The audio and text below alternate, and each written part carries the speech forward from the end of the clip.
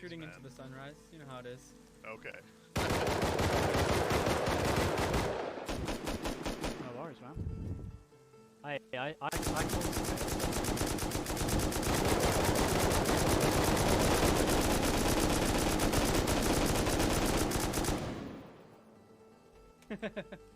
I wish I got a picture of that.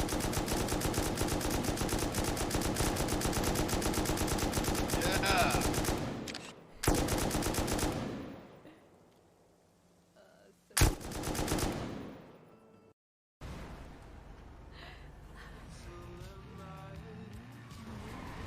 What?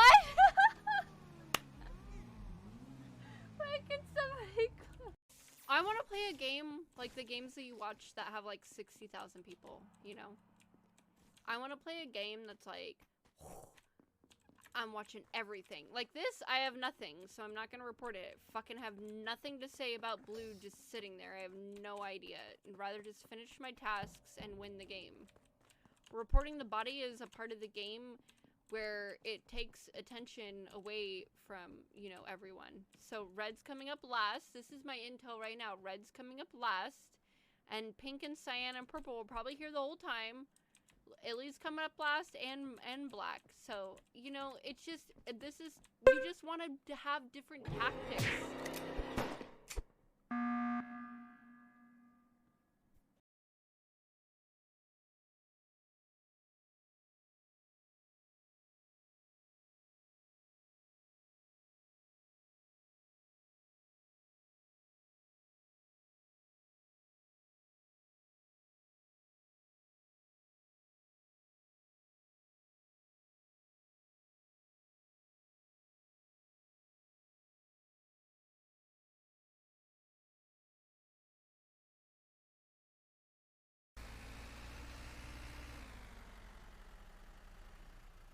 I win! You did it! I win! I did it!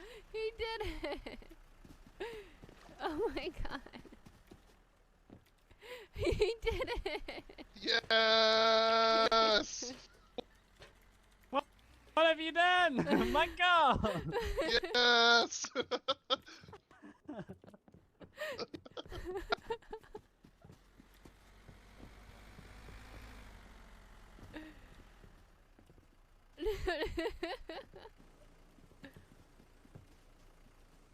Oh!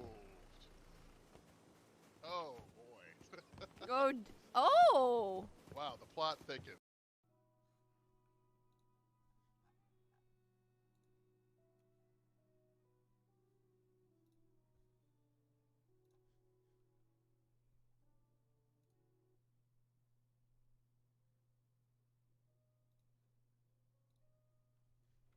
Okay.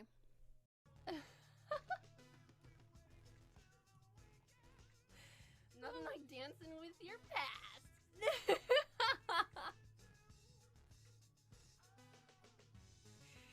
My god, you have to laugh at yourself. Go, girl. Oh my god, I'm so funny. Like, to me, I'm funny. I know this is not funny.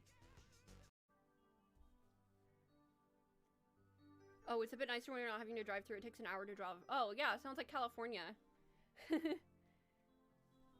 That's crazy. I used to live in the city.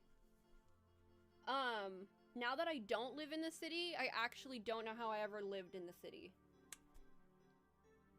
Like, where I'm at, it's like trees and orchards and pretty views and fucking... I'm like trying to draw my quickest. Oh no! Oh no, I'm not ready. Okay, I'm ready. Oh no! Okay, I got. Oh, it's not over yet. That's why I tried to. No way. All I see is bodies.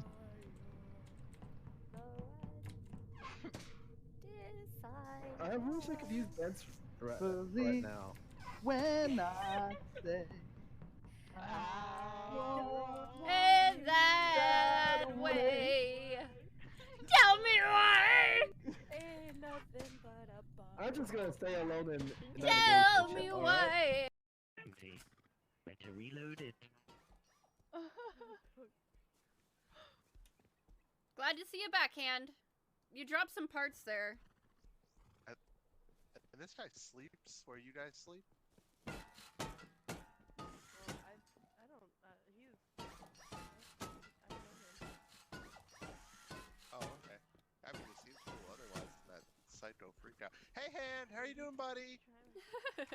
Hello.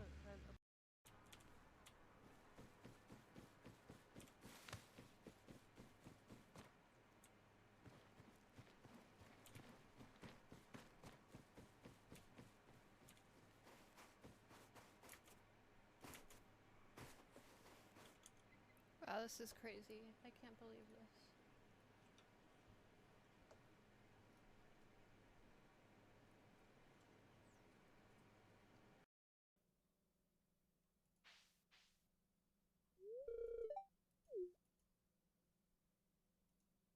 Oh, now I'm evil. I'm even more evil. I just turned the community center into Joja Mart's warehouse. Oops. It's like the worst thing you could do in the game.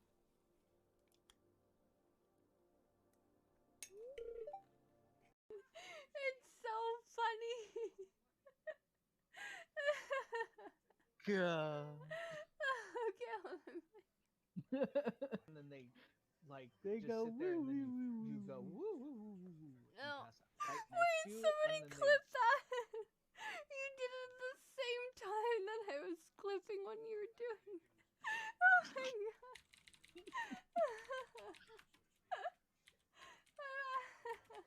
god. Extinguish self. Oh, finally. Guys, why do they make you freak out in real life? Oh my god, lady, come on. Oh dear god.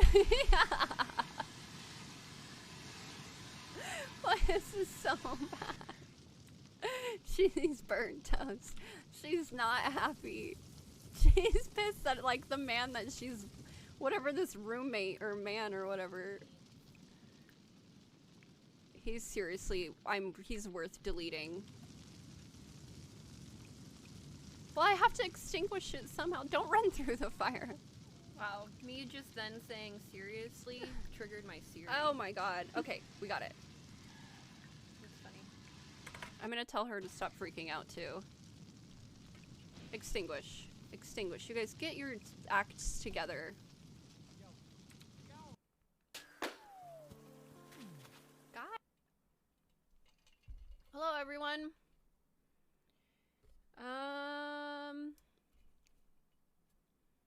We're gonna make a pickle shirt. Mm-hmm. Yep.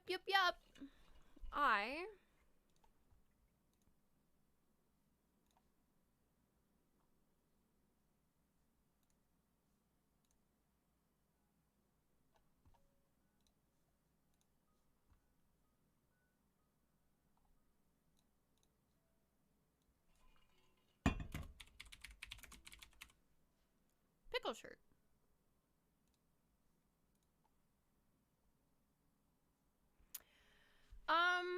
So I hope everyone's doing well today. I am here quite late. I didn't sleep very many hours and had to wake up really early to do something today. So it's been a long day. So pretty tired already. So I'm gonna make a pickle shirt with this stuff.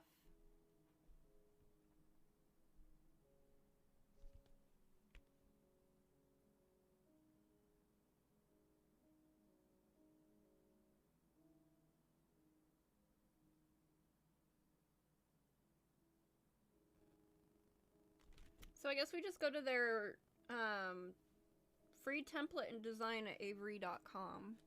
I don't think I'll end up designing it in there, but I'll see how and what it looks like. If I need to put like the final image in there. But yeah, so that's about it. That's all I got to say right now. We're gonna make a pickle shirt.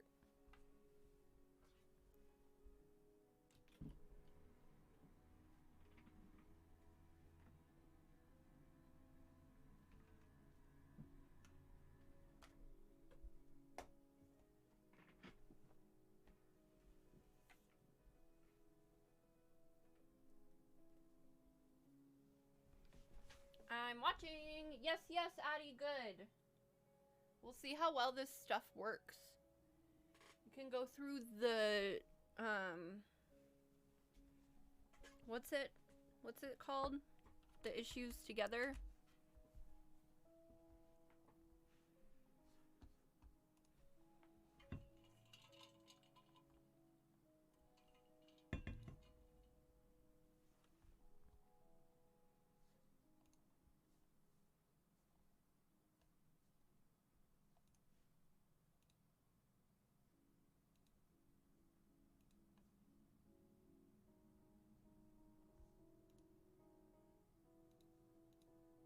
Okay.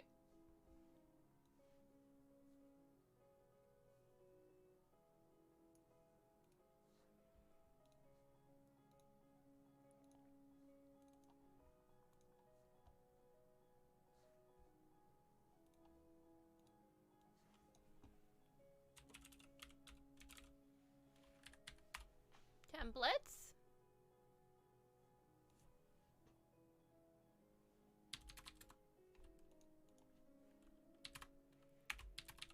What's that face for? I love him when he comes across the screen. He's my favorite. Download blank templates. Choose a blank or pre-designed free template, then add text and images. Wants me to sign it.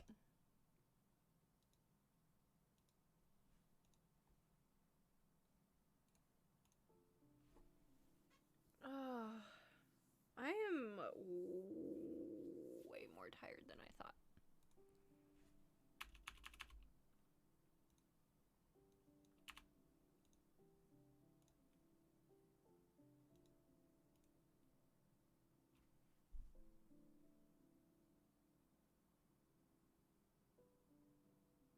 Okay, cool. I'm trying to get my new browser set up. I had to go through a bunch of hoops to get better Twitch TV on Opera. Oh yeah, totally. It's like 100 times better having better Twitch TV. There's a new one. It's called 7 TV emotes. I don't know if you have that extension or add-on as well. But okay, obviously that meant to say emotes. But they yeah, I've seen some, but apparently it's got like everything in it. It lets you see or actually, pardon, let me rephrase that. So it's an extension that actively works with your current chat as it's going through. But then there's also like a little thing down by like the settings cog that gives you more emotes, I guess, that you can do. Let me see. Like way too dank is in here for when you blow out the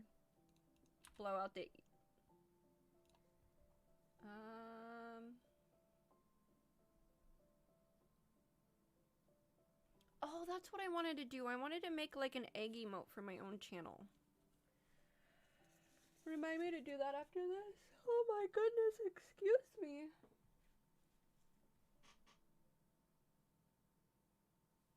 Bags, aprons, and more.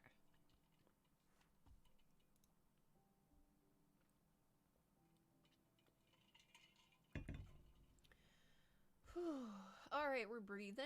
We're breathing. We haven't checked if everything's working. Is my mic loud enough? Oh no, someone's already here. Alyssa-san, thank you so much for the follow. Welcome. Hi, thank you. We're making pickle shirts. Let's go.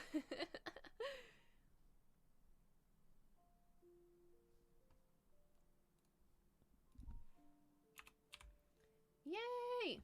Okay. I don't think I want to look up a design that's pretty. Yay! Hi, Hoptown.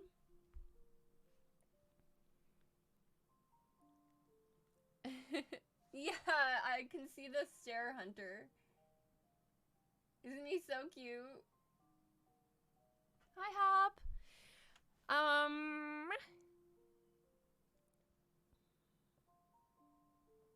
Okay. I don't want to look up a design in here because I kind of want to make it on my own. So, I'm going to show you guys what the quotes are.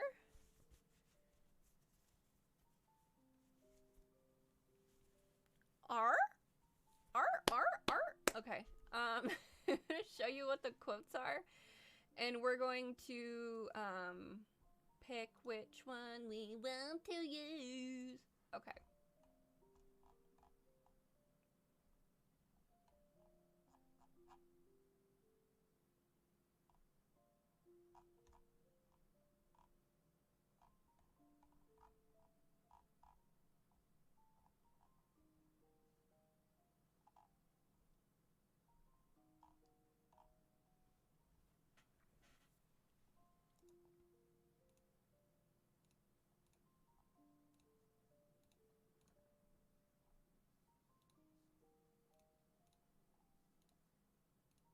Or if anybody has their own pickle puns that they'd like to put in, that works too. But these are the ones that Jen submitted, and I liked them all, so it'd be cool if I didn't have to choose alone. Lane_Krebs X1. Hunter, thank you so much for gifting the sub. Hunter, thanks so much for gifting the sub to Lane. Yay! Thank you, appreciate that.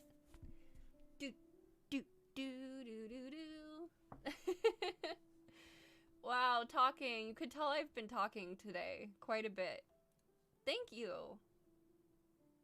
Oh my god, we're at 35 subs. How is this real? Oh, it's so cool. Yay! Okay. Look at how cute that is. Oh, look at his little face. Alright. I'm just gonna drag it over here because we don't need to type these, I don't think.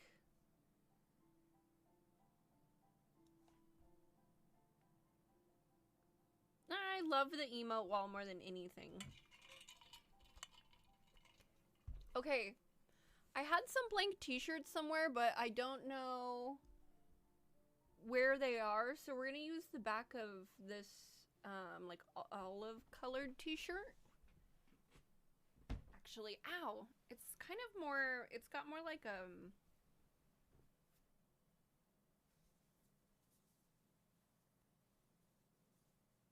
don't know, what is this color? More green in it. Wow, it looks really green on stream. It is not that green, I don't think. Anyways, I think I'm gonna try to use this somehow. Because I don't care about what's on the front of that t-shirt.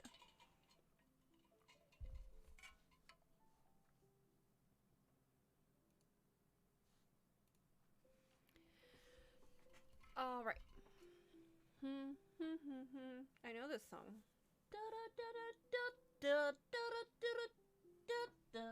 That's what it's gonna do. Oh, I got this fabric glue as well in the mail today. So we can finish our little coasters. Oh, I wanted to show this off really quick. Here, let me show you the... I finished an egg.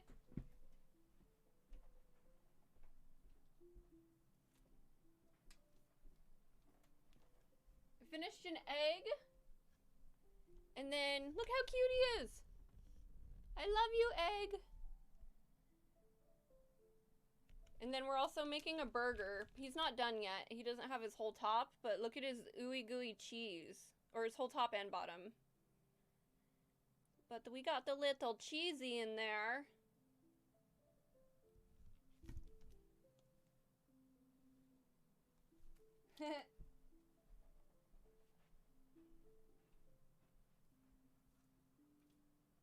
I found a bunch of my yarn too. I have all these reds and greens and stuff. I knew I had more reds somewhere, but I found a bunch of yarn, which is awesome.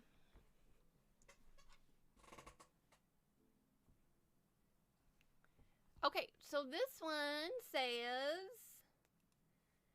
good ideas like good pickles are crisp, enduring, and devilishly hard to make. It's pretty long, but cool. This one says, you're the real dill. Okay, like dill. Important question time. I'm ready.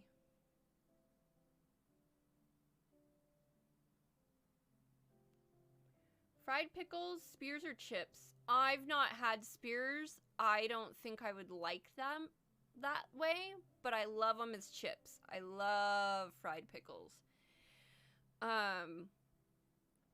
Or like, yeah, like the, what do they call them? Like medallions or coins or something sometimes. I haven't had the long ways spears. My mouth is watering thinking about it. I'd probably like it no matter what. I love pickles.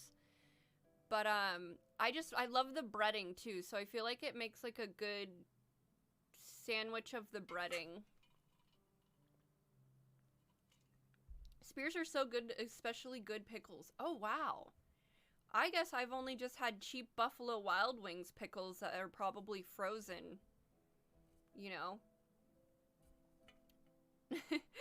But I'll definitely, whenever I see fried pickles on a menu again, I'd love to see Leopold's Tavern fried pickles. Ooh. Love a good pickle tavern place.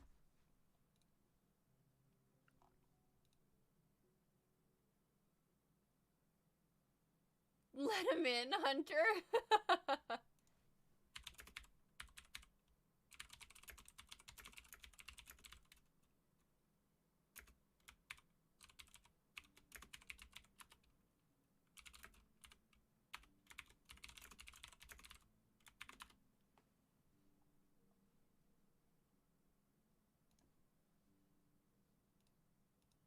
He been there. Oh, I love it. I prefer chips in terms of regular pickles unfried. Oh.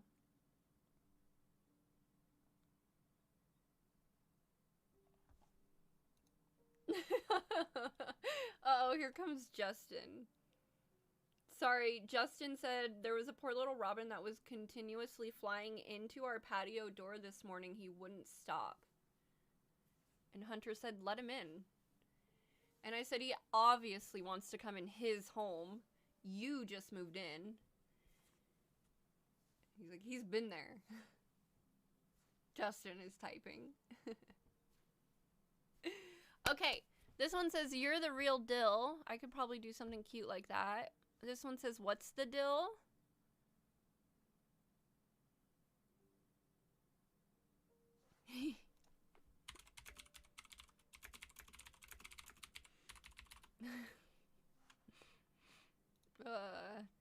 This one's kind of long too, but I'm sure that this looks like it does text just fine, so that's not hard.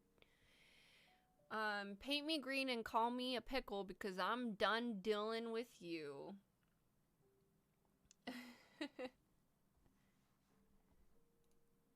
You tickle my pickle? I don't like that one. It makes me uncomfortable. I like this one. He's kind of just like, I love when people draw mouths like that. They're so cute. Just like, meh.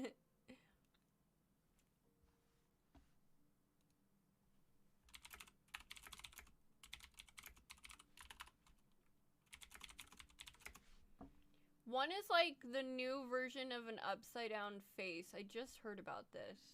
It actually makes it more, it's like the awkward this is fine look, I think. Where's the upside down face? Come on. Here. Oh, it's really far up at the top.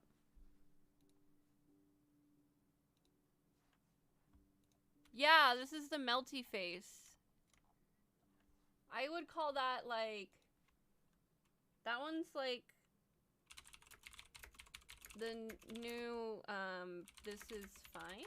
I think that's this one, the upside down one is the new melty thing. And then there's another one, Justin.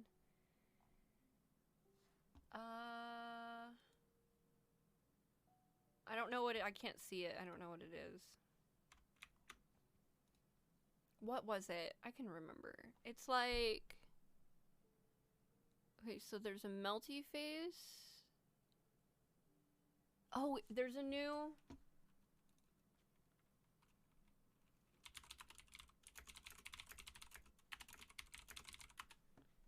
The other new one is this one. He's not in stream, so he probably has no idea what I'm saying. Find the one that looks like this. Where are like the doe eyes? The begging doe eyes. What are they? There they are.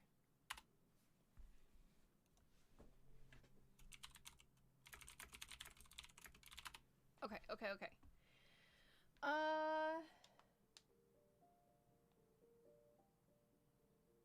I'm freezing.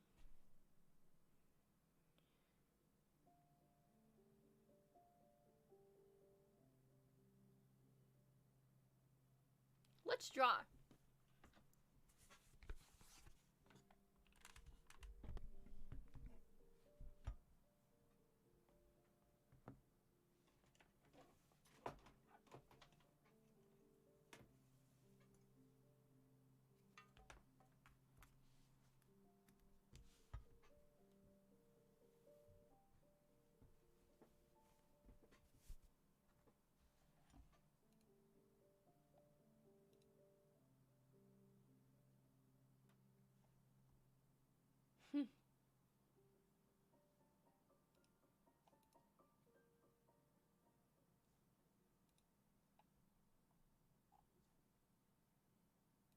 I'm in a bunch of really new Discords and I'm excited for the adventure. Okay. Are we on the right screen? Yes. I think I'm gonna do like I'm kind of a big deal. Actually, let's steal some other designs too. Pickle. Oh, there's nothing there. Okay. Good enough for me.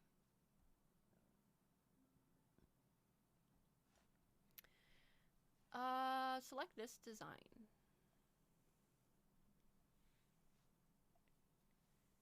Image? Add image? Less than 6,000 pixels. Okay. When are we playing Fortnite again? I've been alone for weeks. You know what, Hunter? Because my capabilities of creativity right now are far past what I'm willing to try and do for this day, aka like I like to do art and shit earlier and not at like almost 5 p.m. So if I can make this pickle thing, I'm down to play tonight in like an hour to an hour and 10 minutes, if that's not too late. It's pretty late where you are, I think. But someone mentioned it earlier on the stream I was watching, and I was like, oh man, I remember when I was laughing and having a really good time playing that. So I think I'm gonna stream me playing that. Yeah, is 9 p.m. late? Because if it's like an hour, that's 10 p.m. I don't know if that is too late for you. Maybe we'll plan it for another day also. Not too bad? Okay. Let's make a shirt and then we get to fucking slide around in some Fortnite. Yay! Okay. No more than 6,000 pixels. Got it. Look at all these silly emotes we've been doing.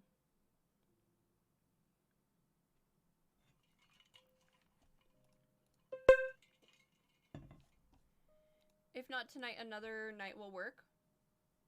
Cool. Yeah. If I end up getting like super into this, like don't stay up and I won't. I'll try and set a good expectation, like if I think like it'll happen or not, so we're not keeping you waiting. But I do want to do that because I feel like sitting here and just going blah blah blah blah blah blah blah blah, and then the sound of that chug thing.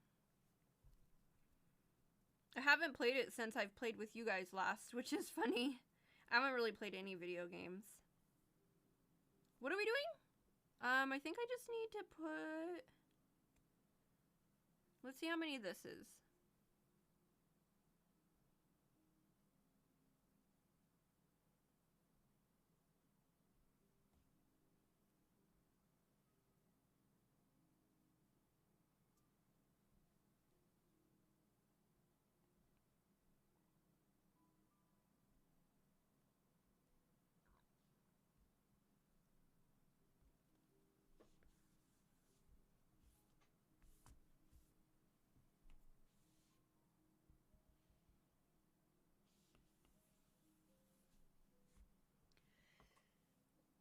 Gonna go pick up my brother from work, won't be long. Okay, cool.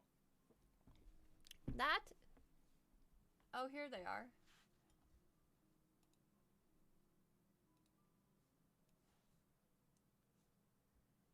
So there's heart, an outline, a salute, a peeking eyes. The laughing face has been there. He's missing one.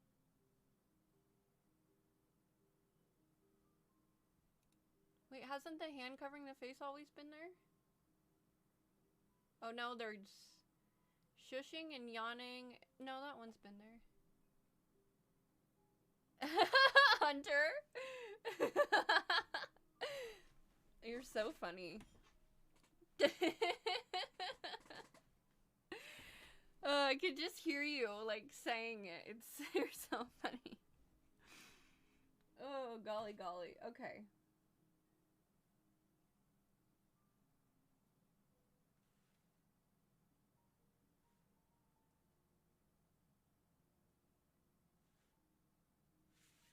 Okay.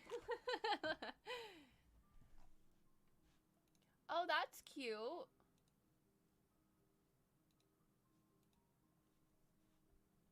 Air fryer convection oven.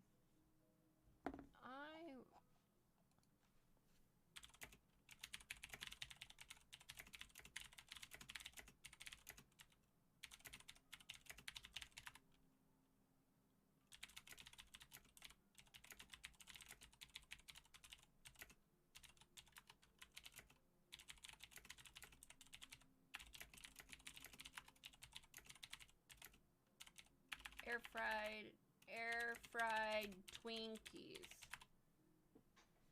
You can dehydrate. Yeah, see? It's a great idea. All right, where am I at? Convection oven, toast, yes.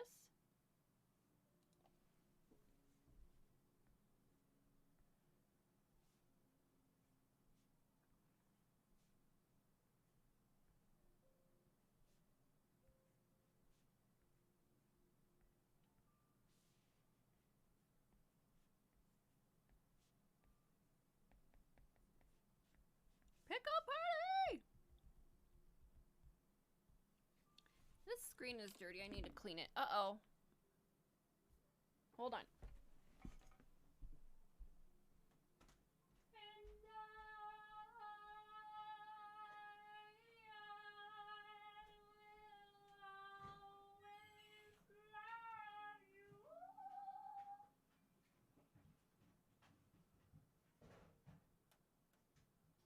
I took a picture of my pickles in my fridge today, 'cause I'm a competitive pickle lover.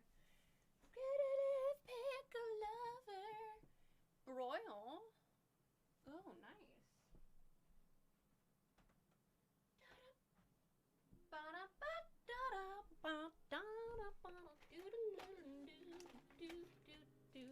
Not gonna use a lens cleaning wipe on this 'cause I need it to work.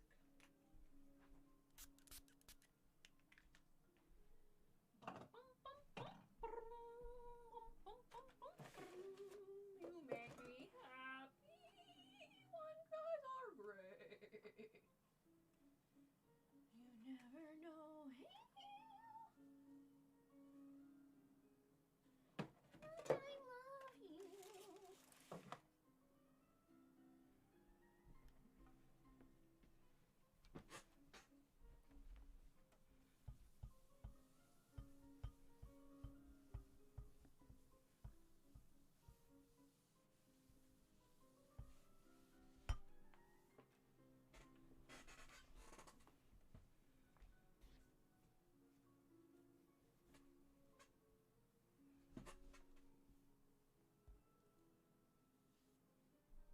Hunter has a huge air fryer.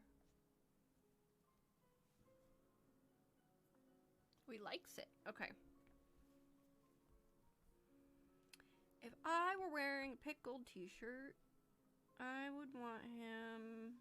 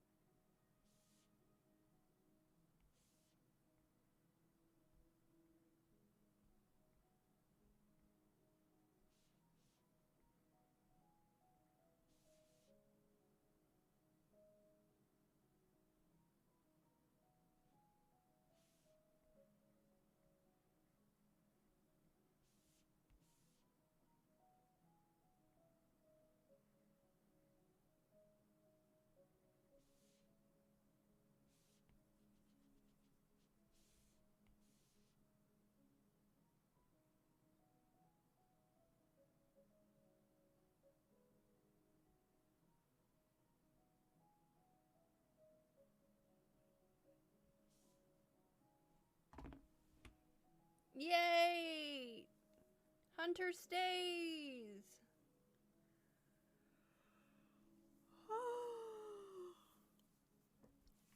Pickle! Wow, yours is gigantic. What was that, like $400? Oh my gosh, whatever's in there, I just want to eat it. $2.45? What's this brand? I don't think we have the same brands in America. Because I don't know what Heritage is. But I also don't go shopping for... Everything I have is a hand-me-down. Yeah, caloric? For your calories? Caloric? On Shmamishmam? Oh, yep, here it is.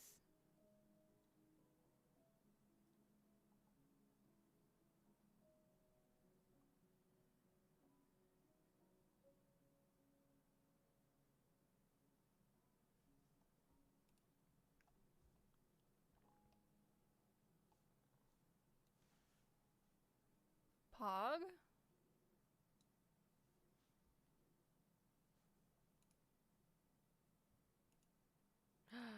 Show me what you make.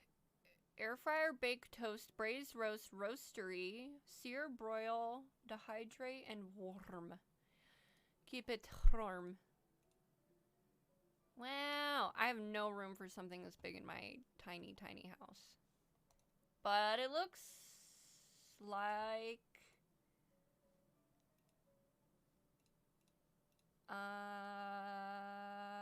I'd enjoy a lot of food in it. Were you the one that told me about the Twinkies, Hunter?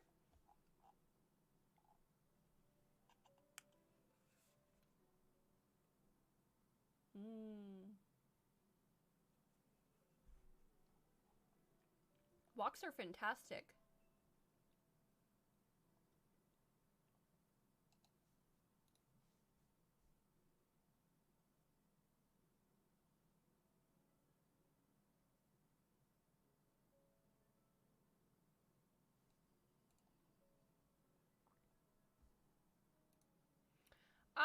I don't know who brought it up or if I read it somewhere, like what the situation was, but I just remember someone being like, have you ever heard of Twinkies from the air fryer? And I was like, nope.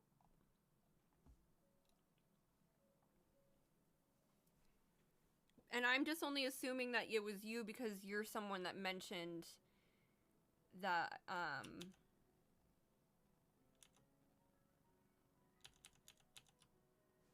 having an air fryer. I'm not saying that I recall, like, who the conversation was with.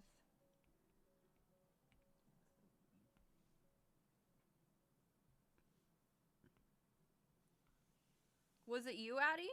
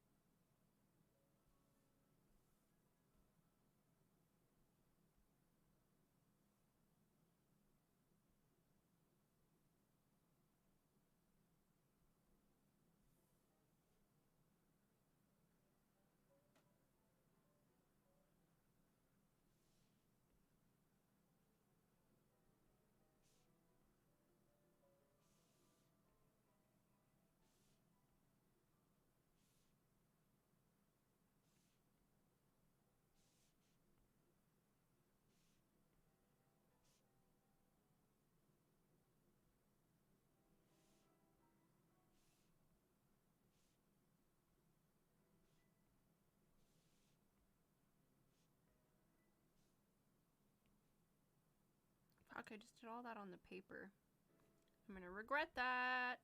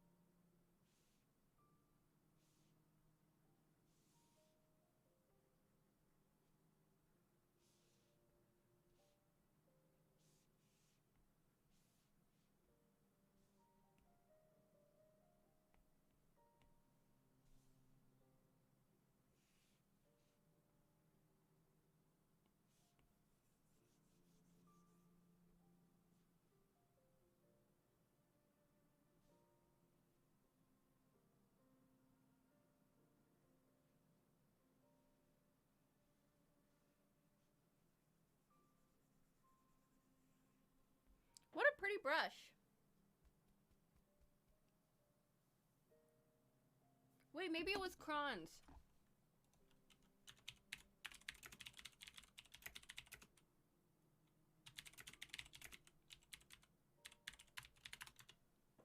Yeah, maybe it was Kron's.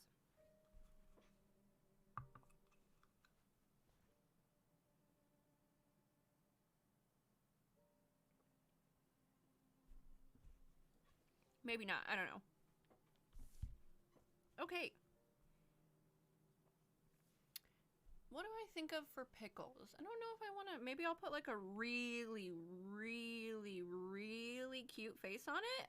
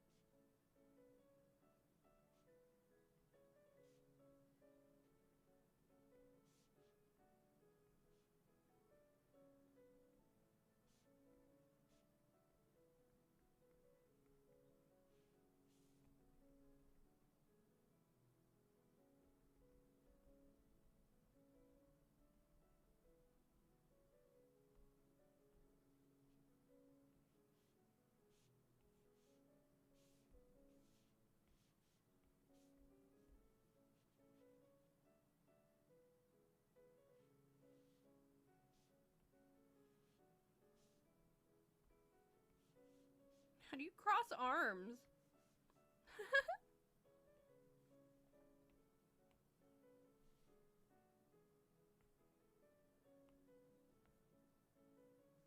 What is this song?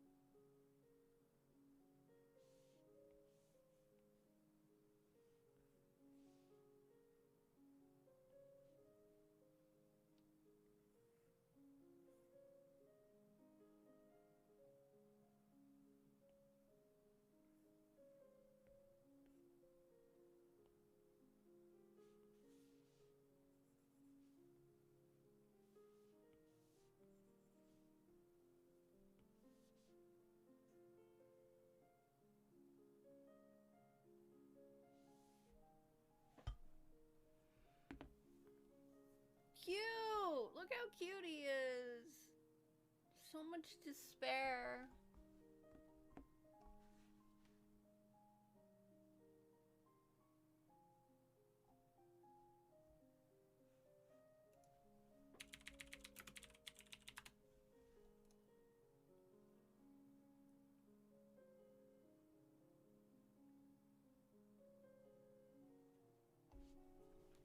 Oh, it's also a dehydrator. I have Ninja products.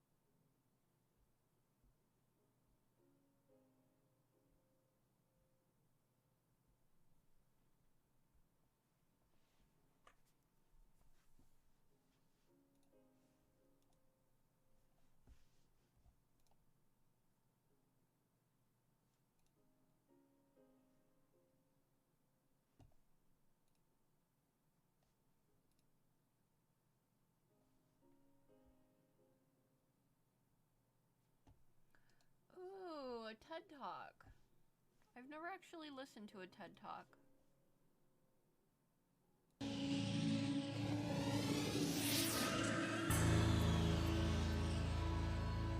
Are we allowed to listen to TED Talks on stream?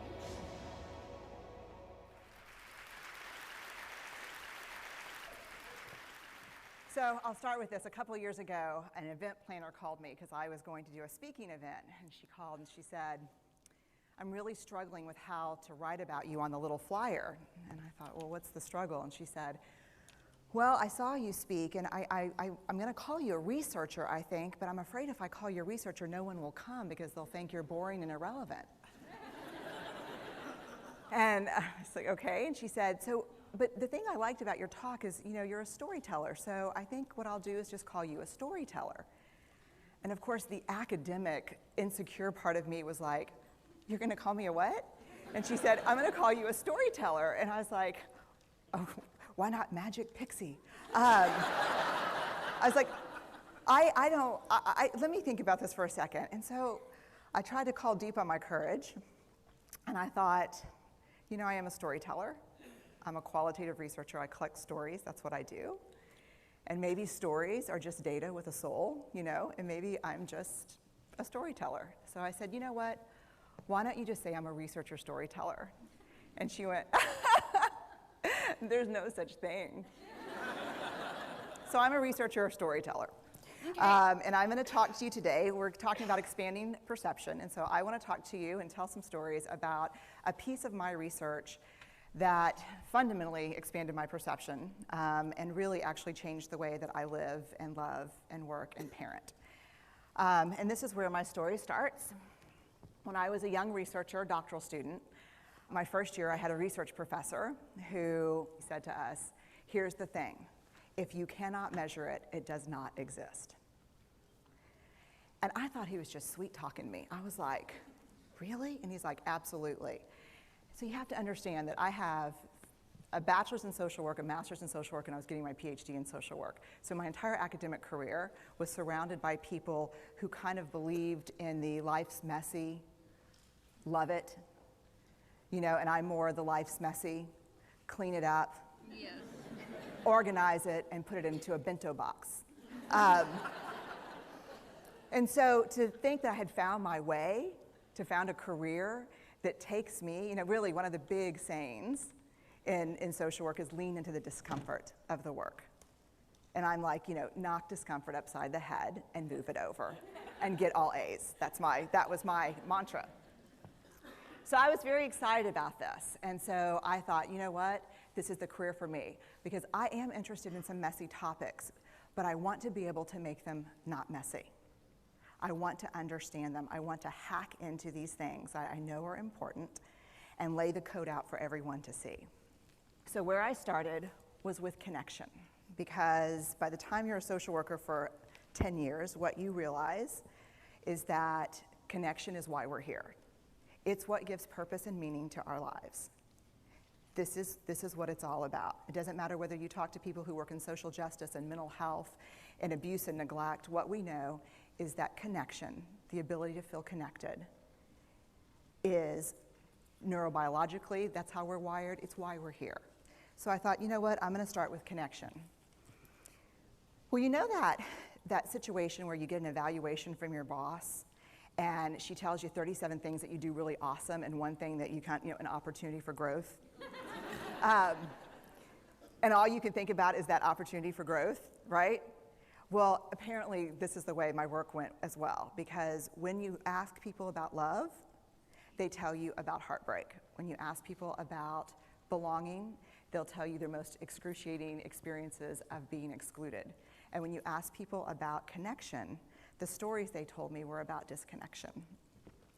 So very quickly, really about 6 weeks into this research, I ran into this unnamed thing that absolutely unraveled connection in a way that I didn't understand or had never seen. And so I pulled back out of the research and thought, I need to figure out what this is. And it turned out to be shame. And shame is really easily understood as the fear of disconnection. Is there something about me that if other people know it or see it, that I won't be worthy of connection? The things I can tell you about it, it's universal. We all have it. The only people who don't experience shame have no capacity for human empathy or connection. No one wants to talk about it, and the less you talk about it, the more you have it.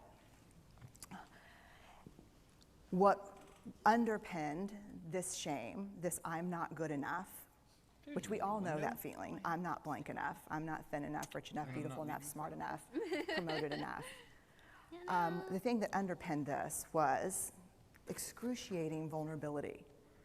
This idea of, in order for connection to happen, we have to allow ourselves to be seen, really seen. And you know how I feel about vulnerability. I hate vulnerability. And so I thought, this is my chance to beat it back with my measuring stick. I'm going in, I'm gonna figure this stuff out, I'm gonna spend a year, I'm gonna totally deconstruct shame, I'm gonna understand how vulnerability works, and I'm gonna outsmart it. So I was ready, and I was really excited. As you know, it's not gonna turn out well. You know this. So I could tell you a lot about shame, but I'd have to borrow everyone else's time. But here's what I can tell you that it boils down to. And this may be one of the most important things that I've ever learned in the decade of doing this research. My 1 year has turned into 6 years, thousands of stories, hundreds of long interviews, focus groups. At one point, people were sending me journal pages and sending me their stories, thousands of pieces of data, and 6 years. And I kind of got a handle on it. I kind of understood this is what shame is, this is how it works. I wrote a book, I published a theory, but something was not okay. And what it was is that if I roughly took the people I interviewed and divided them into people who really have a sense of worthiness, that's what this comes down to, a sense of worthiness. They have a strong sense of love and belonging. And folks who struggle for it, and folks who are always wondering if they're good enough. There was only one variable that separated the people who have a strong sense of love and belonging and the people who really struggle for it, and that was the people who have a strong sense of love and belonging believe they're worthy of love and belonging. That's it. They believe they're worthy. And to me, the hard part of the one thing that keeps us out of connection is our fear that we're not worthy of connection, was something that personally and professionally I felt like I needed to understand better. So what I did is I took all of the interviews where I saw worthiness, where I saw people living that way, and just looked at those. What do these people have in common? And I have a slight office supply addiction, but that's another talk. So I had a manila notebook, a manila folder, and I had a Sharpie, and I was like, what am I going to call this research? And the first words that came to my mind were wholehearted. These are kind of wholehearted people living from this deep sense of worthiness. So I wrote at the top of the manila folder, and I started looking at the data. In fact, I did it first in this in a 4-day, very intensive data analysis where I went back, pulled these interviews, pulled the stories, pulled the incidents. What's the theme? What's the pattern? My husband left town with the kids because I always go into this kind of Jackson Pollock crazy thing where I'm just like writing and going and kind of just in my researcher mode. And so here's what I found. What they had in common was a sense of courage. And I want to separate courage and bravery for you for a minute. Courage, the original definition of courage, when it first came into the English language, it's from the Latin word cur, meaning heart. And the original definition was to tell the story of who you are with your whole heart.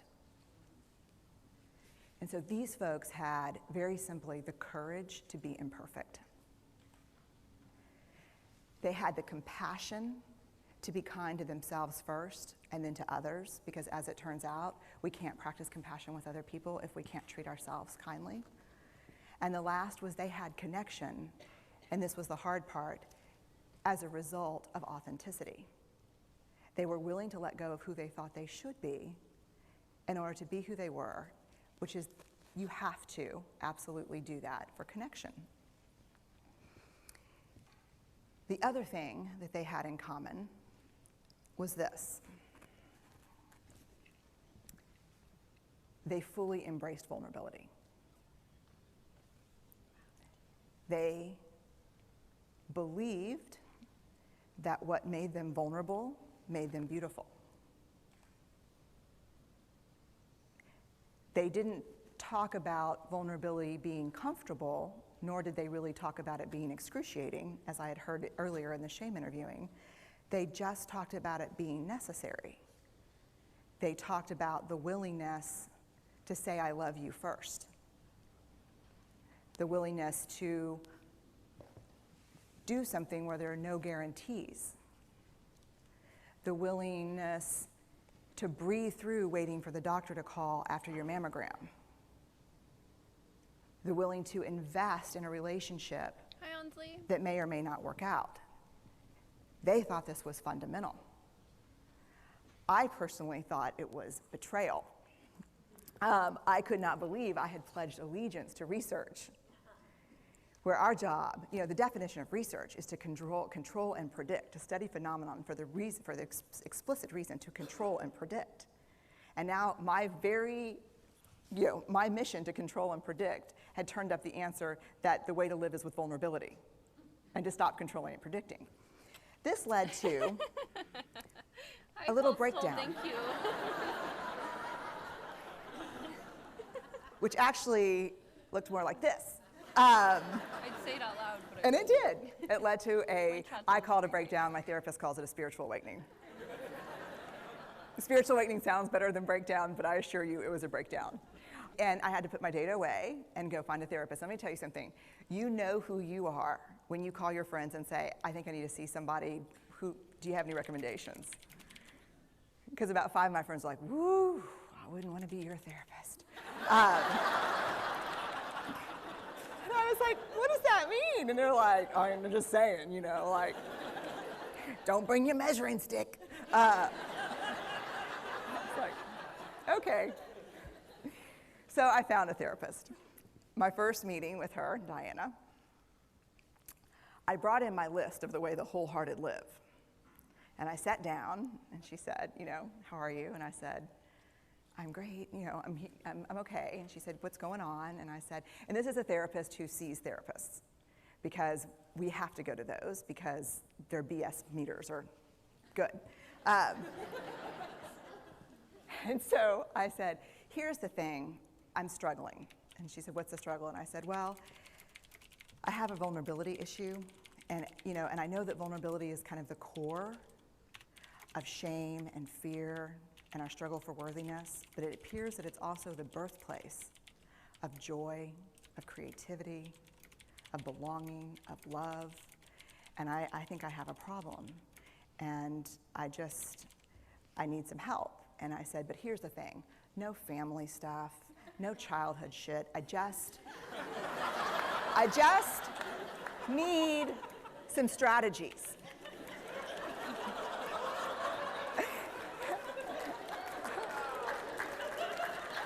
Thank you. So she goes like this.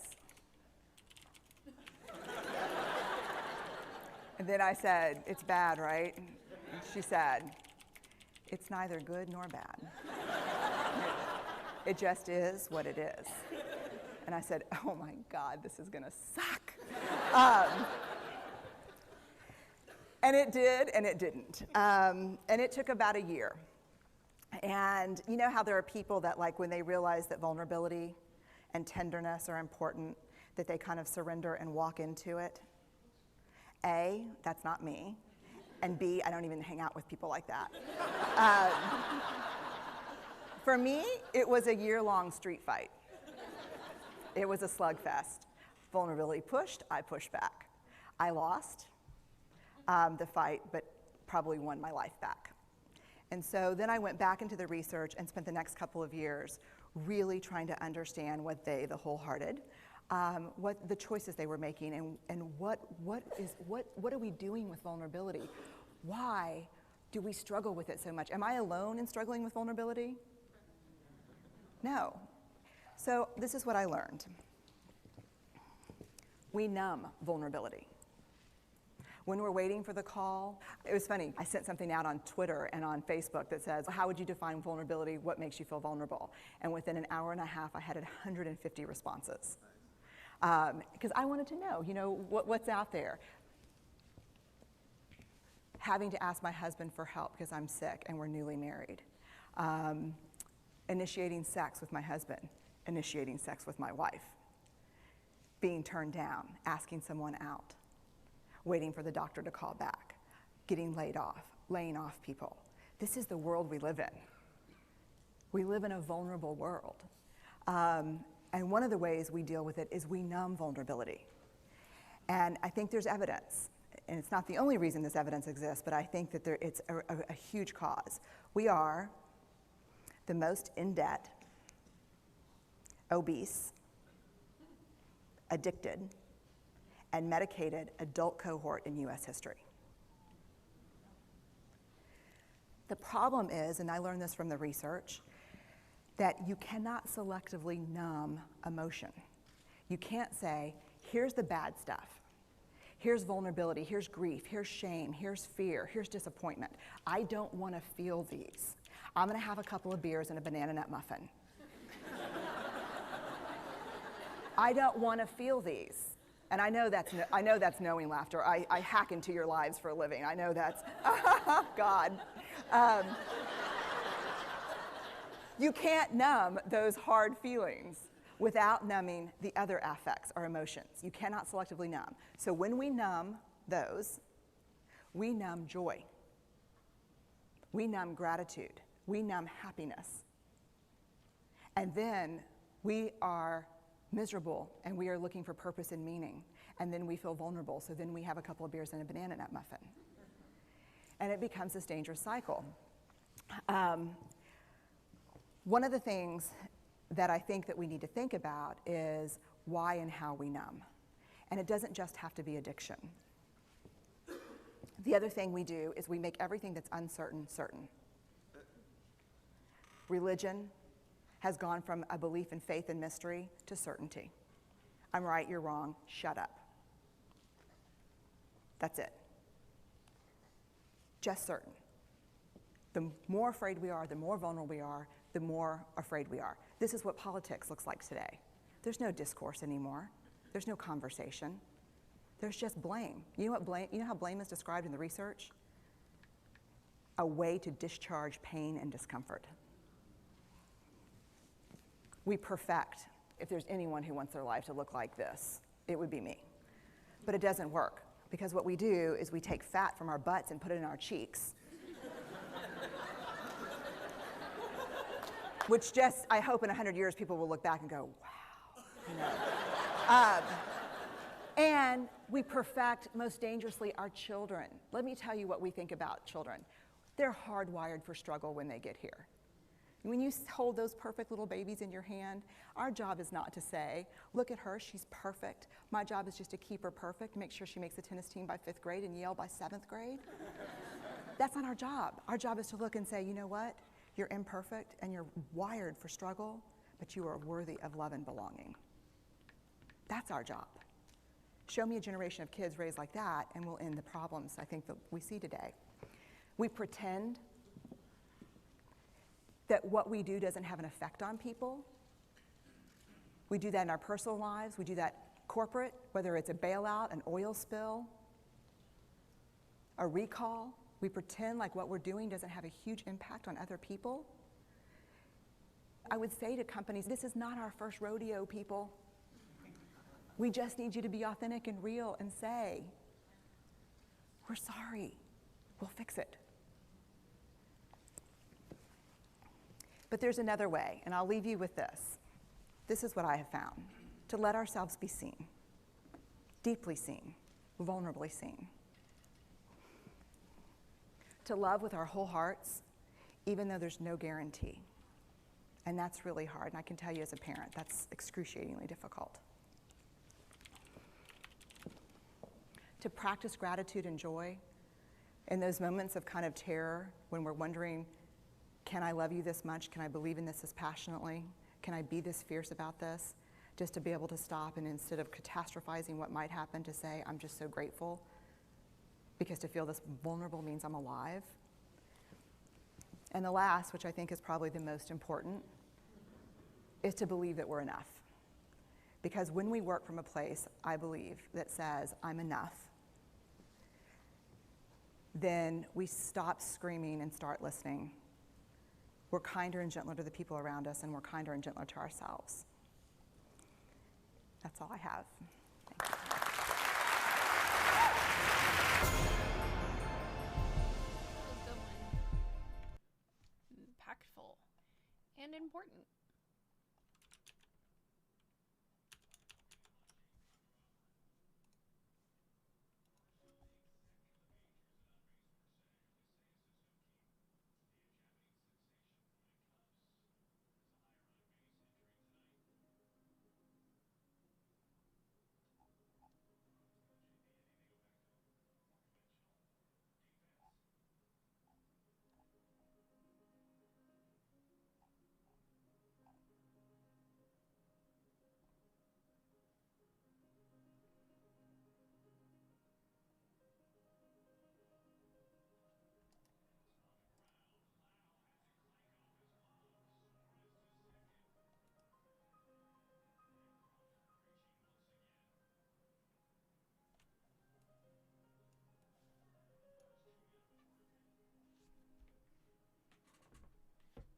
Excuse me?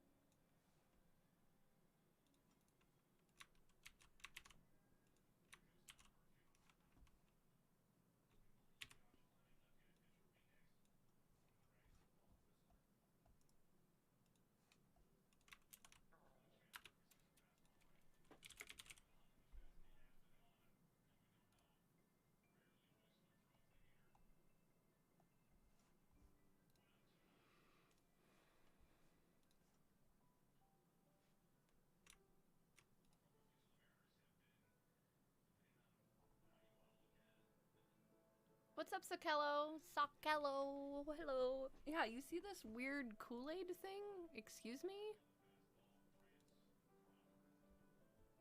No.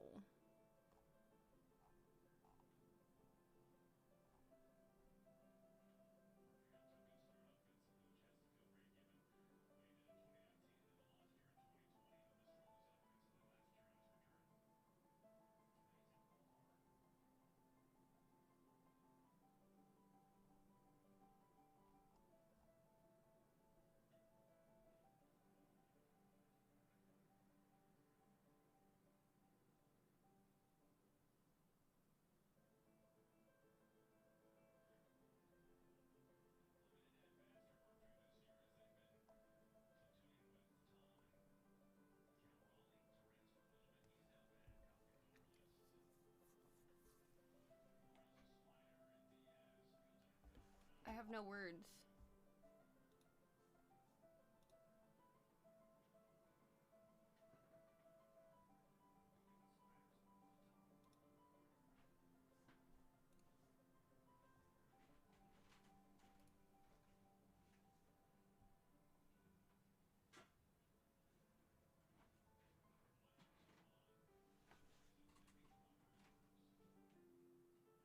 Chili, eh? Yeah. Chili. Sorry.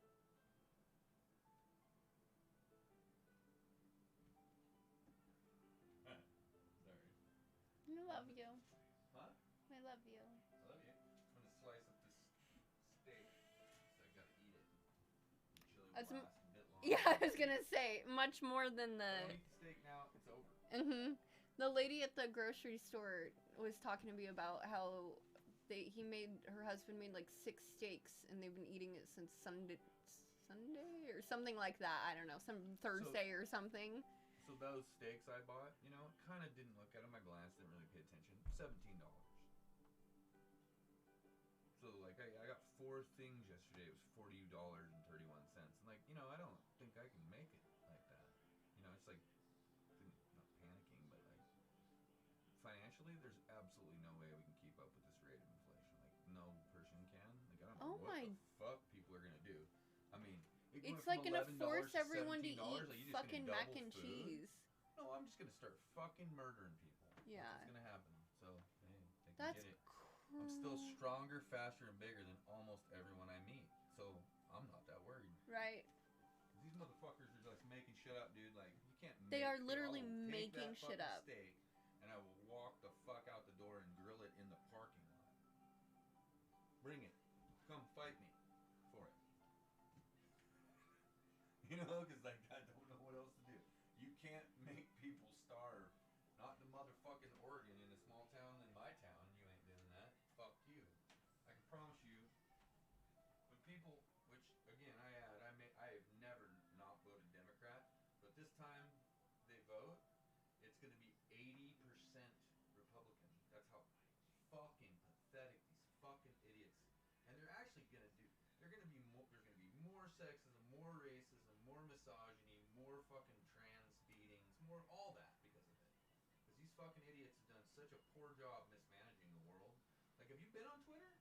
Not today. It's different now. All of a sudden, it is fucking normal. Like, people, like, you can't believe it. People are just trolling it like a fucking real media site. Like, what it should be. Like, people write shit like, hey, I think ivermectin's great. Shit you just got banned for. Like, it's full-blown fuck you. Like, wall to wall. Like, you can't scroll past somebody that's not like, let me try. Let me write something like, COVID's fake. Wow. Get banned. Ah. Wow. Like, they banned. Fucking Ice Cube is the first one I saw. He's been shadow banned for fucking 2 years. He's like, can somebody let me up? Really? Oh fuck, man. You can't imagine what these fucking cunts. They just imagine cunting out on every last thing anyone ever said. Like, how many times have I been banned? 800 fucking million if you listen to my mouth. Yeah. And what do I do? Oh, fucking literally, one of you motherfuckers do my job. Yeah. Even on Twitter, good luck. Find me a motherfucker on there that wants to do my job. Oh, you know what I found out today? Ron White follows me. I never noticed that. I was looking at my followers today on Twitter, and I'm like, hey, Ron White actually follows me. Not just him, there's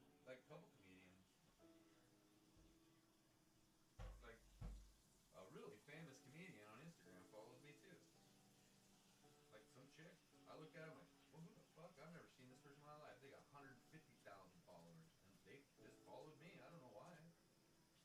I have no idea. I didn't know who's connected to it or why. Like, I can't imagine somebody just randomly found it. Yeah. It must be some way to promote yourself or something. I don't know. Yeah.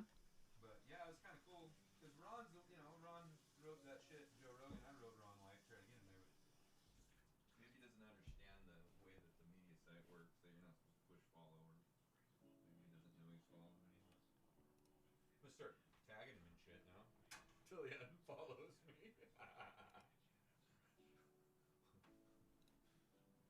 Especially like James's comedy act. Like, why wouldn't I tag James in a post with Ron White when Ron White's my friend? Like, why wouldn't I?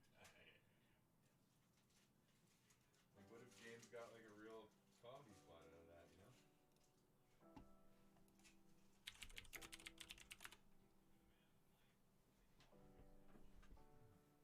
Like Ron White's not like a fake, not like a fake famous person either. Like he's a real famous person. Mhm. You know what I mean?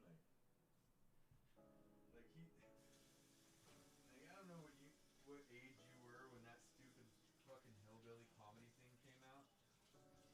You had to have been like in elementary school or something. But like that was just that Jeff Foxworthy. Oh, I He would. must be a redneck. I've seen that. Yeah, that's literally where he got his like mega fucking start. He's one of those four guys. Okay. The Cable Guy, Jeff Foxworthy, and then I can't remember the fourth guy. Or maybe there was three. I don't know.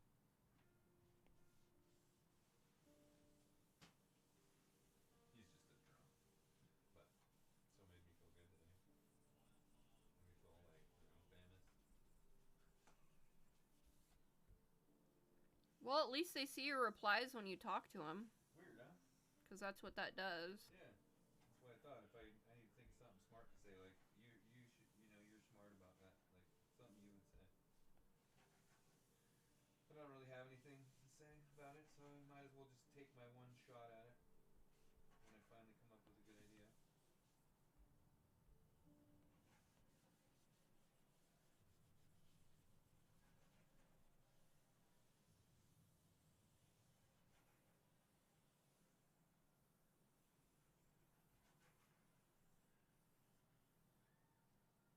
Thinking about doing like an online show, like a YouTube, Twitch page kind of thing, right? Like, but like a not live stream, but like a show kind of like produced lightly of just going to like local businesses and just like showing up with a camera and just like asking them random questions and just see what they say.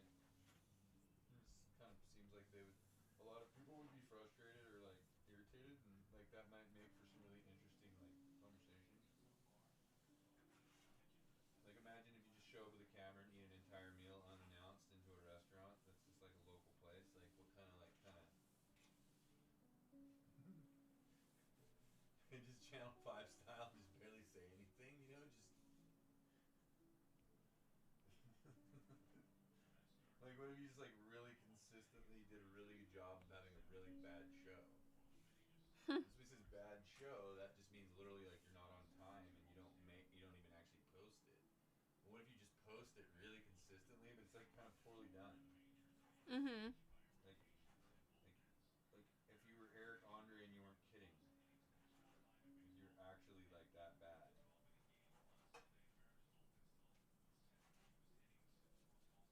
I just thought it'd be funny if I like acted kind of serious, but like really like not paying attention, kind of weirdly at the same time. I don't know. I just seemed to see it in my mind while I was driving home. Have you ever seen that guy that goes to each pizza spot in like multiple cities and he just goes in and he orders a like like pepperoni pizza every time or a cheese pizza every time, and he walks outside and he just films him like having a bite of it, rating it, and then leaving? Yeah, that's kind of what I'm saying. But it'd be cool if you just did that to just businesses. Yeah. Like pizza's good, but like I don't want to go around. Do you know who I'm? I'm? Do only Hood River. Do you know who I'm talking about? Okay. No. But you should show. We should look at it later or something. But I wanted to do just like our area, since it's like pretty much popular and tiny in the world. The reason why I brought it up is because when you say that you could see people getting frustrated, there's just no opportunity at all for, or there's no reason for an owner to come out of somewhere before someone who's basically promoting your restaurant or not to be like, get the fuck off my property. And there's a video where one guy's like, get the fuck. You're in public then, right? Like, Yeah, sorry, I understand that. But there's times and all he does is just take a bite of the pizza and he's like, oh, it's like warm, it's flat, it moves around, it's too thick, it's this. Just takes a bite, he goes, 5 out of 10.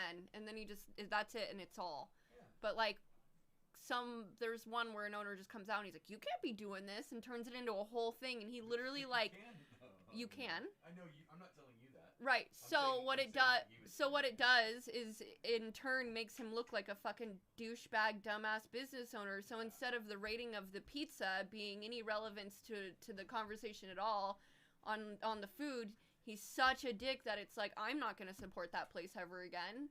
Yeah. You know, so it's like it's just based off of the situation is how the reaction is how the situation will go.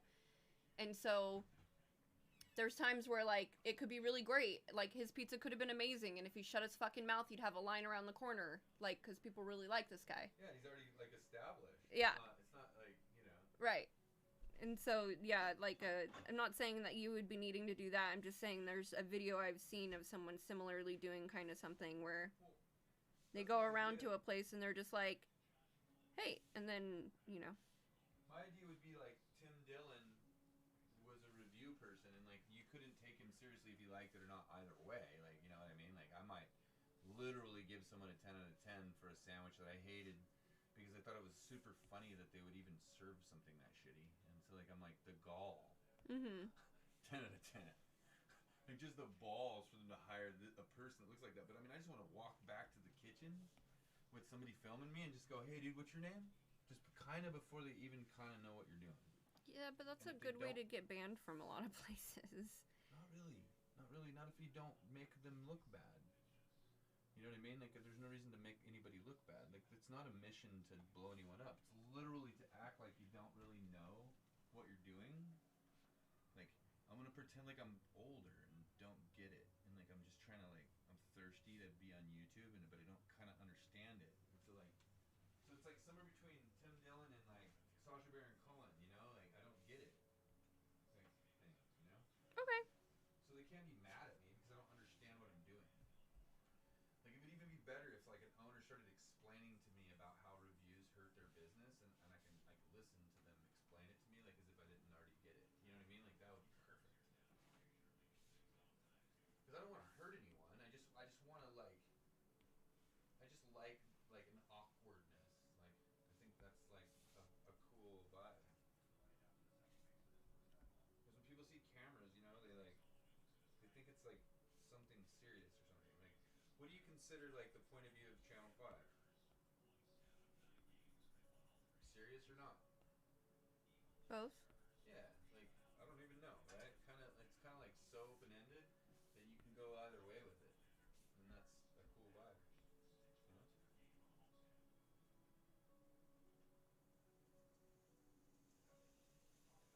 I think having a motive is like not important. It's like you should just let like whatever happens dictate what you think about it, you know? If the guy's mean, then you just go, oh dude, you're mean. Why are you being mean? If they're really nice, then you can just be like really nice and maybe say, hey, why don't you guys should put pickles on this. It's like be way better with pickles. Just something to see how they react. Might be just like super nice. And then it'd just be like a cute little funny episode of you eating a sandwich somewhere, or just walking into Diamond Fruit and saying, what do you guys do here? Maybe they go, hey, you should be on a tour, and then you go, okay, well, do you have tour guides? And then maybe they give you a tour. I don't know, and let you film it. I don't think there's a single business that is willing to let an unplanned video camera come in and look at what they do, because most of the businesses are shady as fuck. That's what I'm saying. But So what's they'd better be is like, when the I employee need- says yes, and then the other guy doesn't know, and then you get like 5 minutes into it, and then they say no, but then you just leave, and then you got a cool little 5 minutes of something that. Yeah, but don't you have to have them sign a piece of paper or something that says, like, hi, I recorded you and shit? Especially in someone's, like, own personal establishment, because you went on to...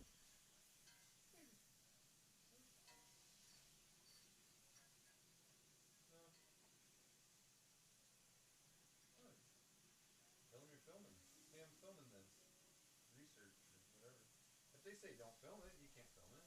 And if they don't say don't film it, then you can film it.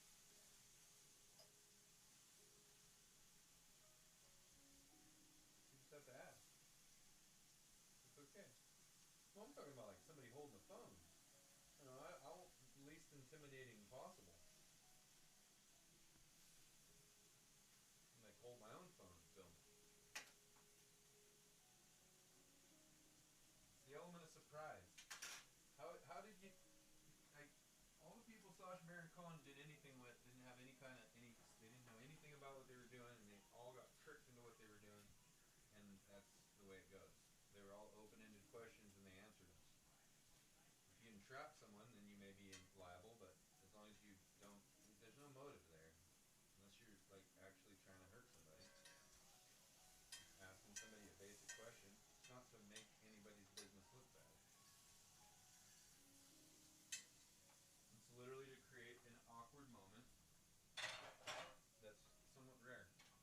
Most things are curated perfectly and people don't leave awkward in that often and so it's a niche market.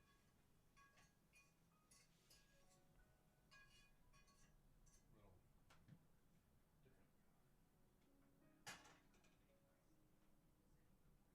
I think people do it sometimes when they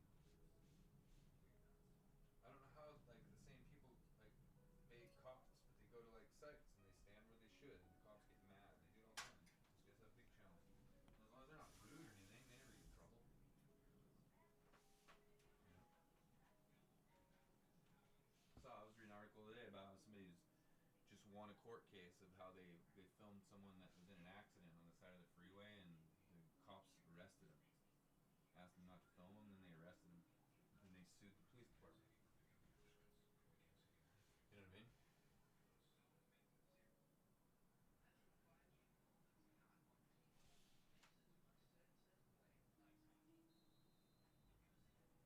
Besides, I like what you said. The guy took the pizza outside.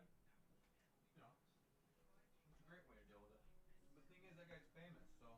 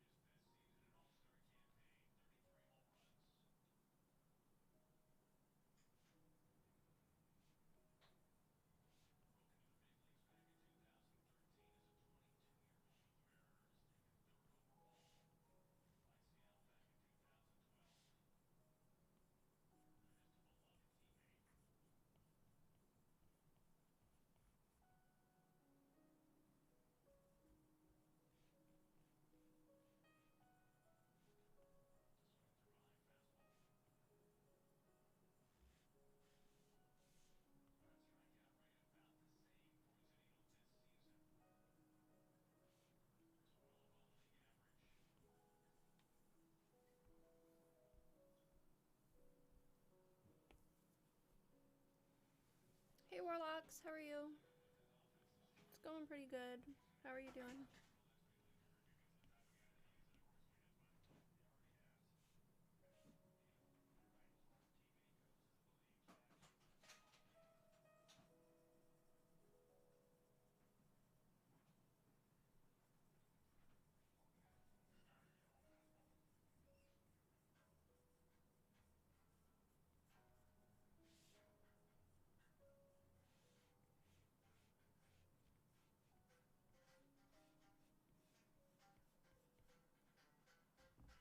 $22?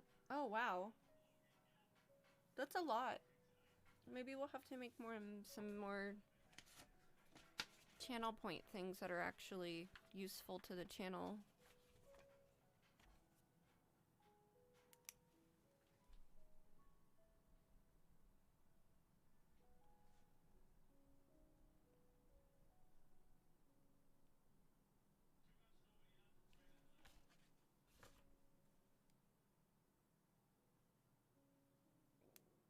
Refund them? No?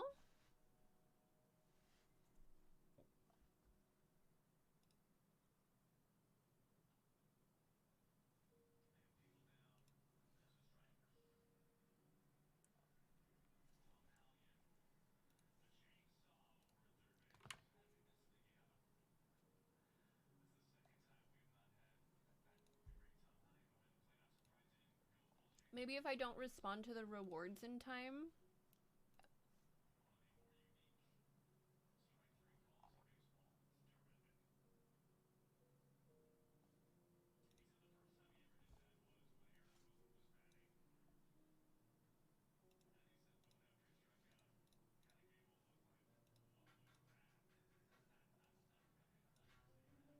Who knows? Cool.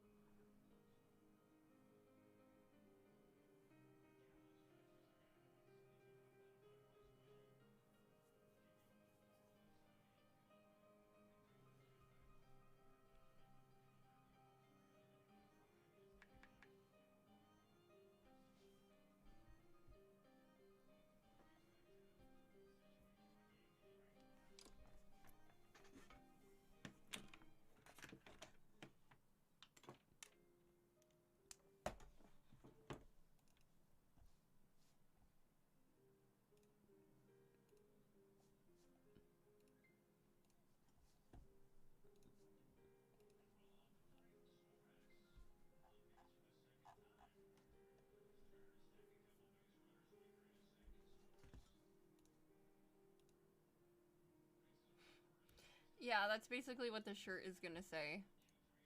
Hold on, let me find this file.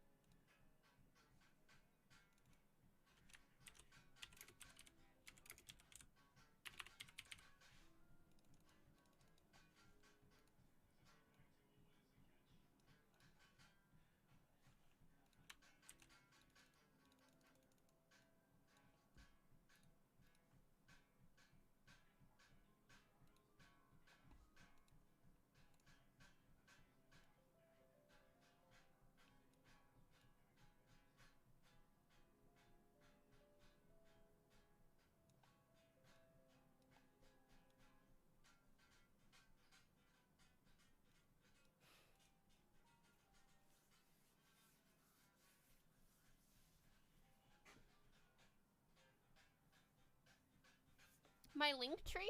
Isn't it kind of cool?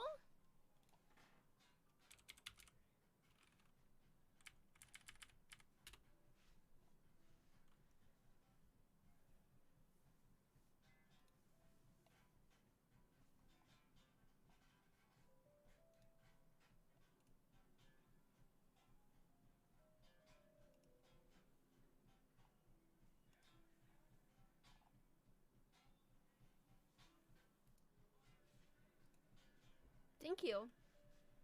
Oh, you sent me a message on there? I don't even know how to check that.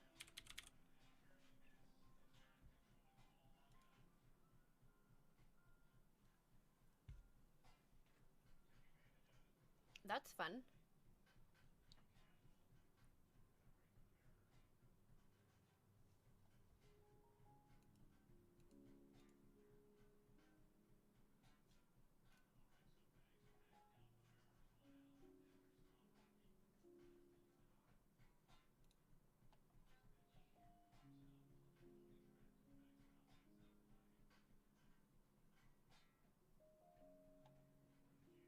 I might have to look later unless you need me to look now, but that's cool. Oh, does it send me like an email or something, do you think? I wonder what it does. Let me check my email. You're the first person that's ever used it, so I don't know. It's kind of a testing thing.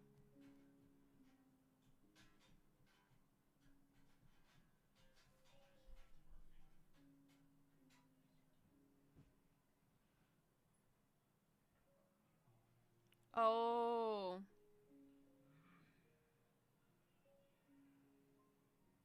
Because of like,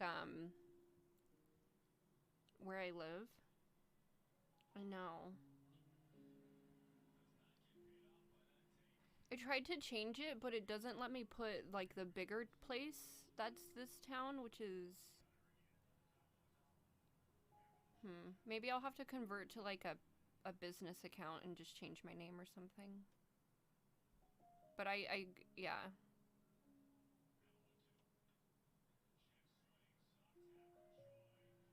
I think that's what you're referring to. I did try to change the location. But I mean, I don't think I'm afraid.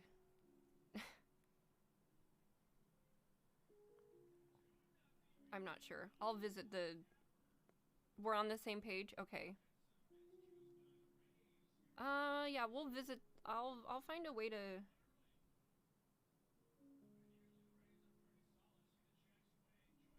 It's shit for that stuff? Wait, what did I say?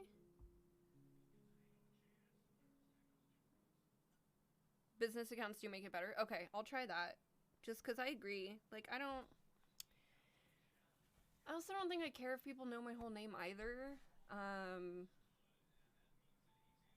But like, yeah, at some point it's probably like it's probably a reasonable thing to... I don't know. I do remember just before I started streaming again, I did try to change it, and it wouldn't let me change it, like, outside of my area. No, I'm not. I don't think I can handle it, unless it's purely funny. If it's funny, then yeah. If it's not funny, I can't do it. I think I'm gonna add a couple small pickles.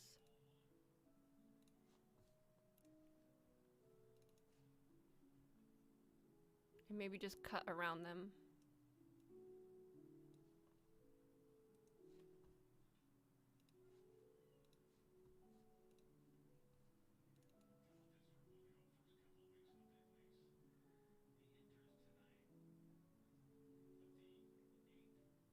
Oh, you're saying don't wiki feet myself. You're saying wiki feet could... Is this something to be aware of?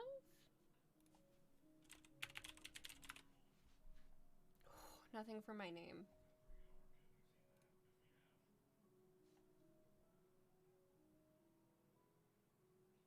Feet of the week. Oh my gosh, I'm so uncomfortable. Okay, I need to get off this website right now.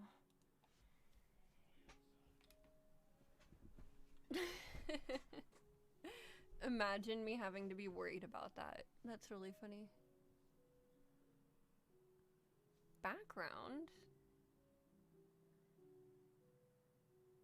I still don't understand how this thing works. Let's just print it. Print all, print one of one.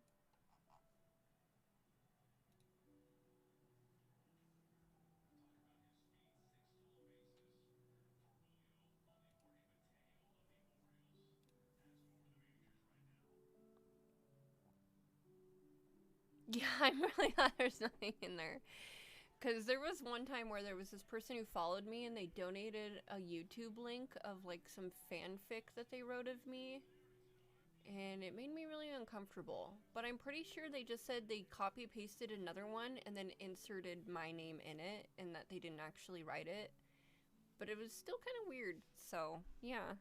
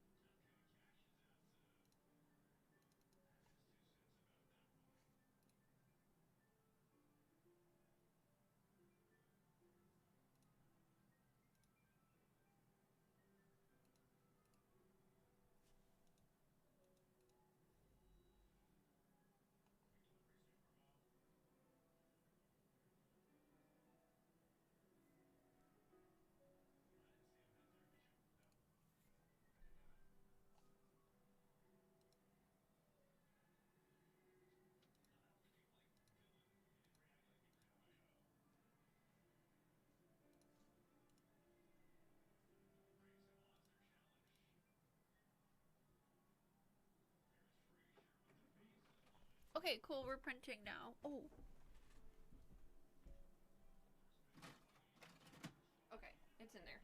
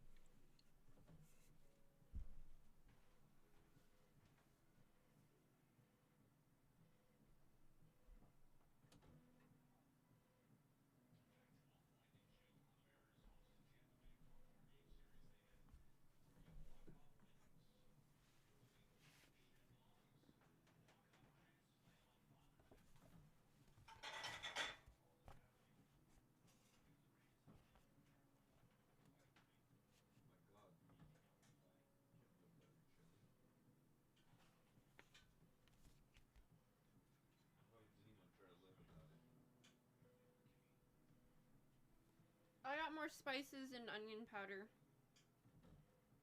The one I still can't find is cumin because it's $9. You gotta.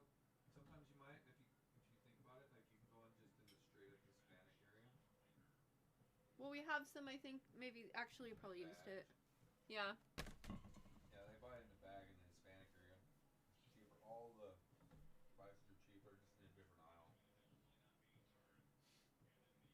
It's like the craziest thing ever. Mhm. Totally crooked. The Mariners just scored 7 runs in 1 inning. So awesome. They're like, are they on a win streak? Have they only Yeah, lost like? 6 in a row. Or something. Yeah. Yeah. Fuck. Holy Which shit. you heard me like say that they're gonna be good. Like there's no reason they shouldn't be. Yeah. Great roster.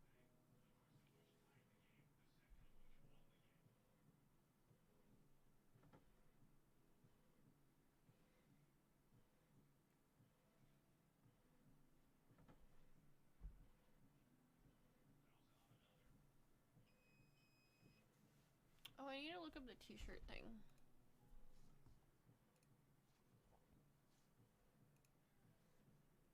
With Avery Design and Print, the printing process can vary depending on the internet browser that you're using. When you finish creating your project on the customized screen and you're ready to print, click the Preview and Print tab at the top or the green button at the bottom right. This will provide a view of your entire sheet. Print options are on the right. Many of our products can be professionally printed using the Avery WePrint service, so you may see an option for ordering. For this tutorial, we want to review the steps to print it yourself. The additional print options shown here allow you to make adjustments like changing the fill direction or choosing specific labels to print. Usually you can skip these and just click Get PDF to print. You will be prompted to save your design. Now, let's review some printing tips by internet browser. You will want to follow them carefully. In Chrome, you can choose Open PDF, which opens the project in a second browser window. Click the print icon at the top right and choose your printer. Click on More settings to make sure the paper size is set correctly for your product and that the scale is set to custom and 100%. Next, click on Print using System Dialog so you can see the options to choose either labels or cardstock for the best printing quality. These options are usually under Preferences or Properties. This varies by printer make and model, so if you're not seeing these options, check with your printer manufacturer. We always recommend printing a test sheet on plain paper first. If you don't know which direction your printer feeds, draw an arrow on the paper so you can see how to feed the label sheet. Place your test sheet behind the labels and hold them up to the light. Here's a tip. If the top left and bottom right label both look good, the alignment is probably good for the rest of the sheet. If the alignment and design look good, insert your Avery product into the printer and repeat the print steps. To make changes, look at the top of your screen and switch to your other browser window. If you click Edit My Design, it will take you back to Customize. If using Safari, you will need to have Adobe Reader or Adobe Acrobat installed on your computer to print your project successfully. If you don't have one of these programs, you can find a link on the printing tips window to download a free version. In Safari, you will need to download the PDF to print. Open the PDF using the icon near the top right of your screen that shows an arrow pointing down. Here are the steps to take after you download. Pause this video if you need more time to review them. If you're using Microsoft Edge as your browser, you can choose Open PDF, which opens the project in a second browser window. Here are the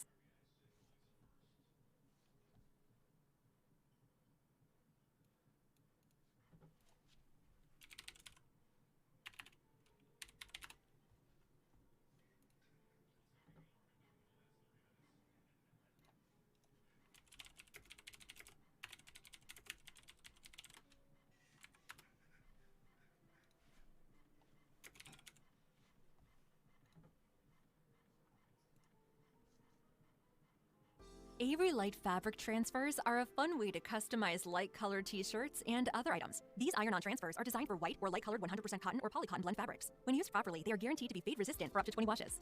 Let's walk through how to apply and care for Avery Light fabric transfers. Avery Light fabric transfers are printed in reverse because they will be applied face down. Once you've printed using an inkjet printer and trimmed your design, you're ready to iron it onto your fabric. If you are using a heat press to apply your light fabric transfer instead of an iron, we recommend setting the temperature to 375 degrees Fahrenheit or 190 degrees Celsius and changing the pressure to high for best results. Next, place your item in the heat press and lay the transfer paper face down on the fabric with the backing paper on. Apply the heat for 15 seconds.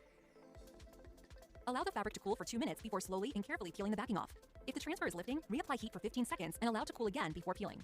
When it comes to washing and drying your transfers, we have some additional tips to help extend the life of your light fabric transfer. First, you'll want to wait 24 hours after applying your transfer before washing your shirt. Huh?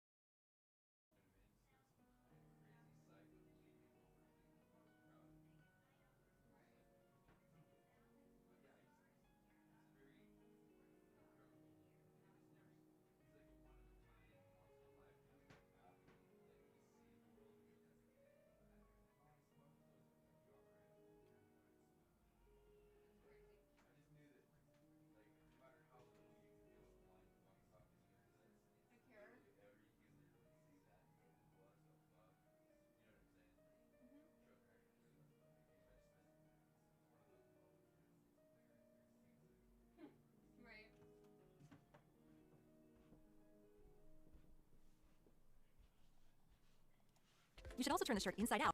Transfer paper or 100 degrees Celsius and changing the pressure to high for best results. Next, place your item in the heat press and lay the transfer paper face down on the fabric with the backing paper on. Apply the heat for 15 seconds. Allow the fabric to cool for 2 minutes before slowly and carefully peeling the backing off. If the transfer is lifting, reapply heat for 15 seconds and allow to cool again before peeling. When it comes to washing and drying your transfers, we have some additional tips to help extend the life of your light fabric transfer. First, you'll want to wait 24 hours after applying your transfer before washing your shirt. You should also turn the shirt inside out and wash in cold water with a mild detergent. Do not use any fabric softener while washing, as this may cause the transfer to fade, crack, or peel. To dry, we recommend laying the shirt flat for best results or drying with a low heat setting. If you have additional questions, check out our other videos on fabric transfers or contact our care team or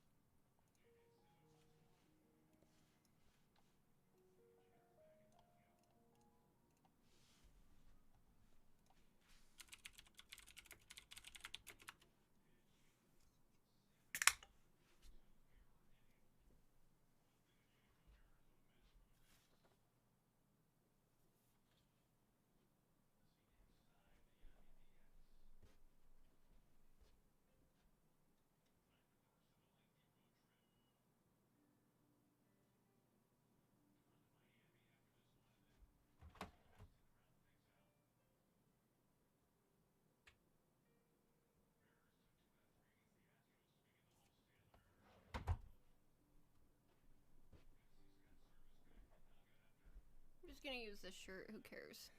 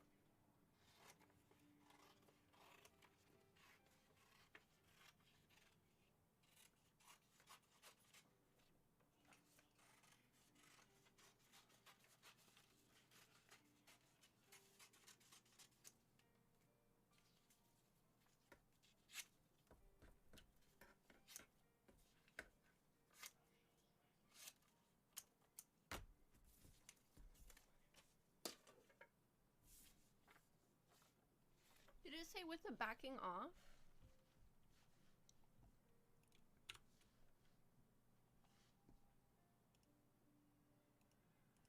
Wait, why is my stream crashing?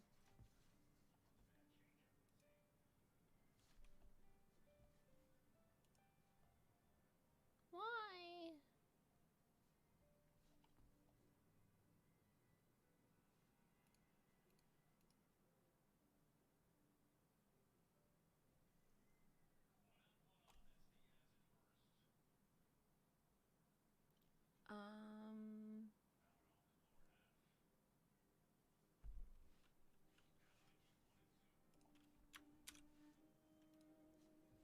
Avery light press and lay the transfer paper face down on the fabric with the backing paper on. Apply the Having a conversation.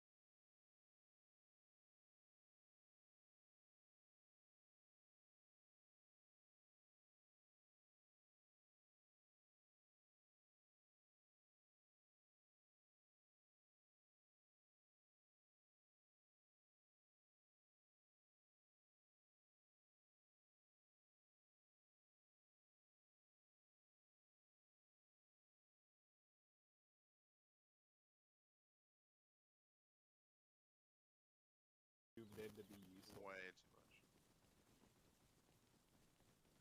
Because at some point, if you're using it to shoot something that's that far away, that you have to use a single scope, the bullet is What gonna just be very happened? low. Who just killed me? Oh, it was Addie. Oh. That scared the shit out of me. That scared the shit out of me. I was looking down at my phone. I just heard a shotgun go off. Oh my god, my heart jumped. You got me, Addie. That was a good one. That's for killing cat on stream, bitch. What's wrong with you? I need to borrow that microphone real quick.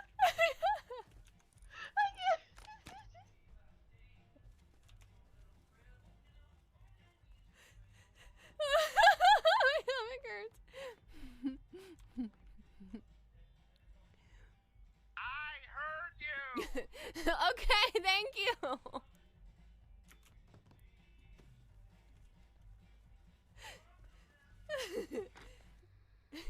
Thank you. Oh fuck. Coastal, how are you doing?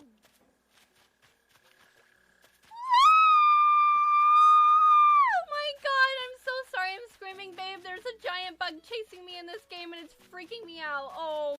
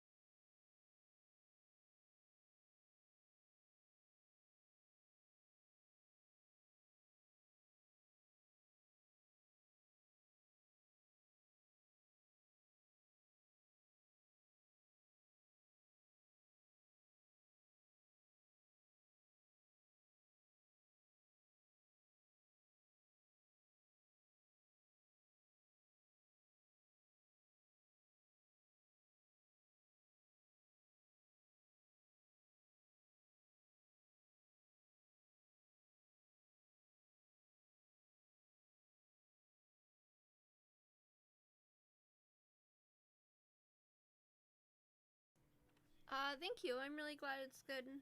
I'm really enjoying it as well. We actually found, that so I did the, download and plugin for basically OBS, which is the streaming platform to separate my audio from my desktop audio from my, VOD audio. And yesterday it worked. Very well, and anyways, this is just music that Twitch is doing. You can't pick your songs or anything like that, but these are the stations that you can choose. And I found the classical one and the jazz one to be like the best. Yesterday we listened to the jazz one and I feel like I could have like drawn forever. They're so good. I don't know why my stream is crashing and being crazy, but you can see down here it's like in the red, so oh, timer. Time's up.